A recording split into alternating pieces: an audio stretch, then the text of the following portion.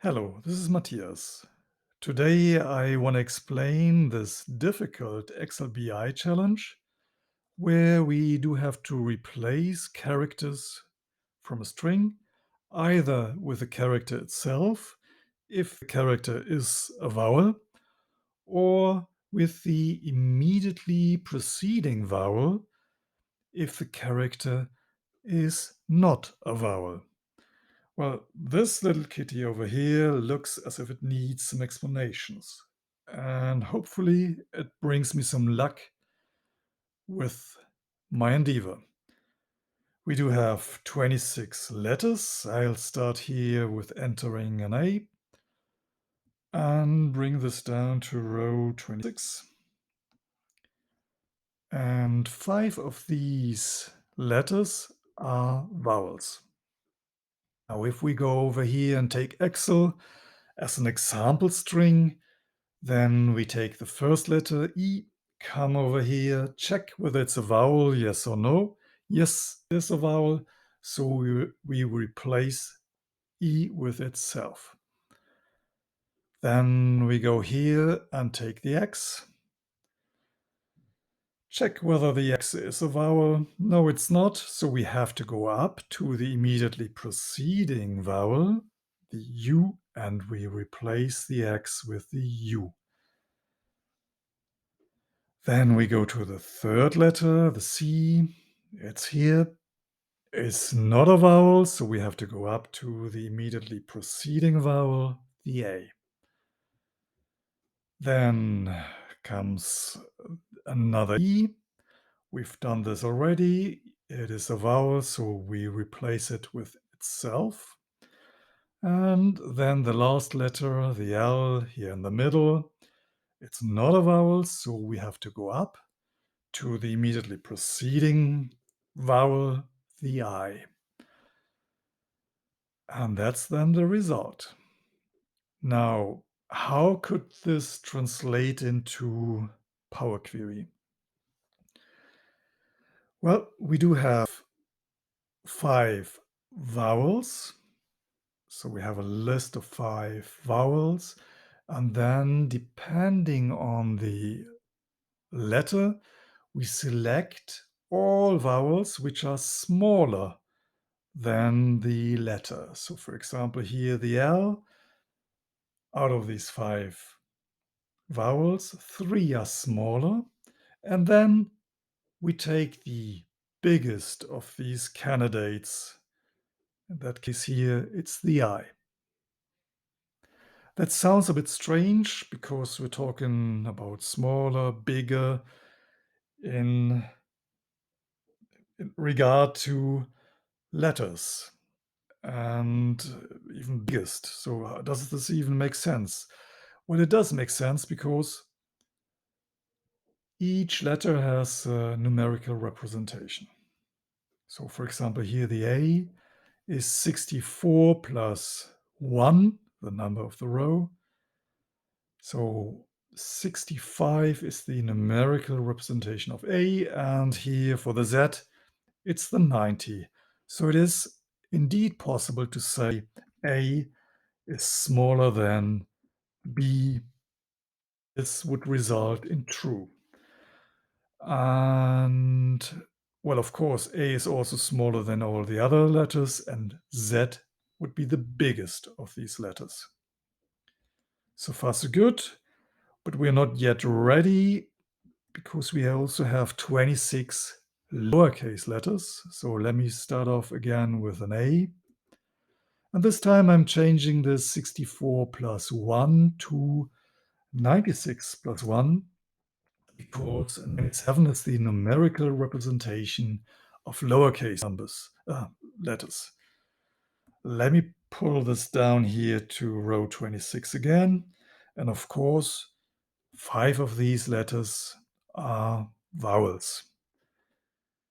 So now we can say also that A is bigger than any of these letters here, and the other way around as well. This X is smaller than any of these letters here, so we can write correctly X capital letter is smaller than, for example, here, D. Well, with this knowledge, let's go to Power Query. I have already changed this list here to a table, so I can go directly to the Data tab and import with From Table Range to the Power Query editor. I'll make this a bit bigger so that we can see more from the formula bar. We want to transform these strings here. So let's go to the Transform tab.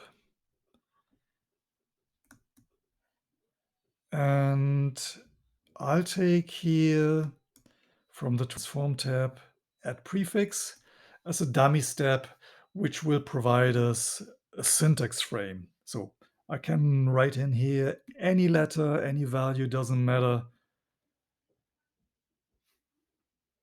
And this will give us now the syntax frame, and I can replace this text. So what do we want to achieve? We want to transform these strings into a list. And we do this via text to list. It's easy. So done with the first step. Here you see all the characters now in a list. Okay, so then let's transform this list, and we transform lists with list transforms. List transform. There we are. And open the bracket. Okay, let me add a row and also close the bracket. So now we are here. We have to define a transform function with which we want to transform the elements of this list we created before. So first thing we do, we define the name of the parameter. I call it x. Doesn't matter how you call it. X is widely used in formulas, so I'll stick with it. And then I will now build this from inside out. First thing I mentioned was list, so curly brackets, list of vowels. I'll have to write this manually. So first one is A, then a comma, I, comma, U, comma, an E, and no. So you might think, hey, that's a strange order.